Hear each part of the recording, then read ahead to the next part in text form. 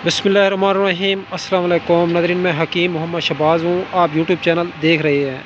नाज़रीन, इस वीडियो में हम आपको बताएंगे जिन लोगों को लिकोरिया का मर्ज़ है, जिन औरतों को अगर लिकोरिया पुराना है नहीं छोड़ रहा, तो नाज़रीन बंद गोभी इस्तेमाल करें, पका हुआ सालन दिन में कम से कम 1 मरतबा, तो लिकोरिया इंशाल्लाह छोड़ जाएगा। और अगर यही मर्दों में हो तो उसे जरियान कहते हैं। अगर मर्दों को हो, पेशाब के कतरे आते हैं बार बार, तो वो भी बंद गोभी का इस्तेमाल करें, कच्चा सलाद की सूरत में करें या सालन पका पकाया, तो इंशाअल्लाह अल्लाह के फ़ज़ल और करम से जो है उनका जरियान ख़त्म हो जाएगा। तो इसके साथ अगर आप लोग जो है 250 mg का कैप्सूल भर लेते हैं कोड़तुंबे का, औरत और मर्द जो है, औरत लिकोरिया के लिए, मर्द जरियान के लिए खाता है, तो इंशाअल्लाह दोनों का मसला जो है लिकोरिया और जरियान का हल हो जाएगा। तो अब तक के लिए इतना ही। तब तक के लिए अपना भी ख्याल रखें और इस फेसबुक पेज और यूट्यूब चैनल का भी दोस्तों हम मिले किसी भी नई वीडियो के साथ।